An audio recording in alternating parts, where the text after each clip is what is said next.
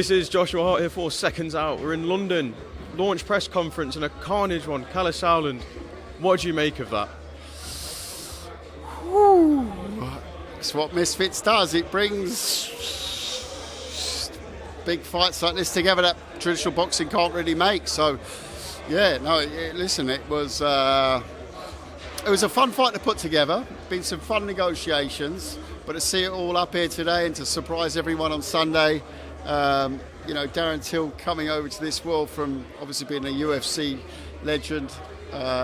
Tommy Fury, who's a massive name in this space, and you've got Liverpool, Manchester, a lot of different storylines, and even more after the press conference today. Also, we've just seen the altercation and what's kicked off on stage there. John Fury throwing water. What did you make of all that, of everything that's just gone off on stage there? I got to say, I knew. Listen, there was so many storylines before this that something was going to trigger some nerves up there today. The way it played out, I didn't quite foresee. I knew that KSI and Tommy were going to go a bit at it, and they did. John sort of took a bit of a step back, and then Darren sort of went for John, which was quite an interesting play there. Lively. Going to need to probably pay a little bit extra for security come fight week? Well, he did today already. It'll be skid soon. I mean, if the amount of security we got put on, no. I think we had enough here today. The security dealt with it fantastically. No one came too close. Got a bit of prime over me, but that's all part of the deal, part of our sponsorship deal, that we get a bit of prime splashed on us occasionally. So that was okay. It's fireworks when you get that many characters up on a stage. And then just lastly on this type of conversation, what happens when Darren Till and Tommy Fury get in that ring on January 18th? Like with Misfits, I don't know. I think it's going to be absolutely explosive. How the fight goes, no idea. That's why, tune in, The Zone. Come to the Co-op Arena, find out. Tickets on sale from 6 p.m. if you're lucky to get one. Just moving away and looking back at Friday night's action, we saw a huge event in Texas, Jake Paul versus Mike Tyson. What was your initial reaction to when that fight was made? So Jake Paul, Mike Tyson, I think I've sort of said my piece on it, but I don't think I've done a Seconds Out piece yet. So business. It was business, mate. Everyone was a winner who was involved. Netflix, Jake Paul, Mike Tyson did fantastic business, but I don't see it as boxing or even crossover boxing. It was a spectacle, and a spectacle that, from a business point of view, certainly worked.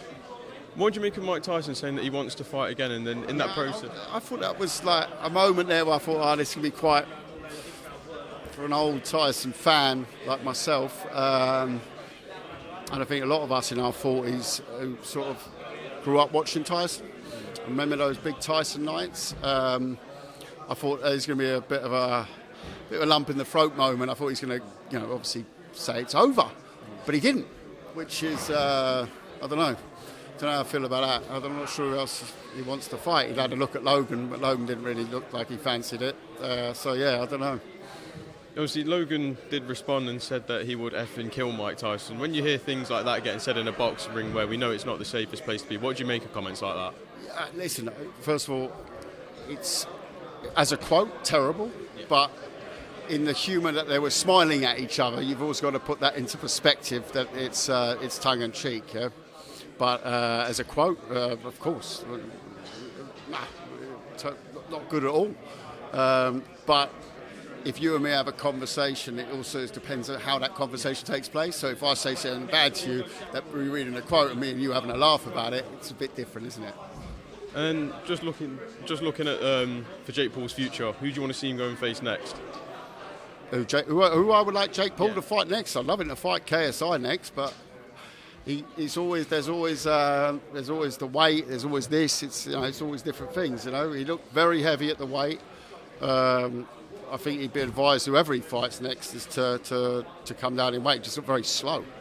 Is it time for him to possibly look at stepping up and facing some active competition? Facing some active competition.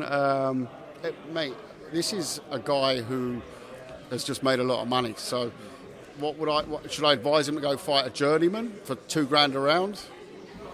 Would that be good advice? I don't know. I mean, it depends on what sense. You know, if he's telling us he wants to be a world champion, it's fantastic advice. If he's trying to set his family up for 10 generations in the bank, then I would say it's terrible advice. Keep doing what you're doing, mate, because you're doing very well at making money. Kalle, I appreciate your time. Thank you very much for talking Seconds Out. Thanks a lot.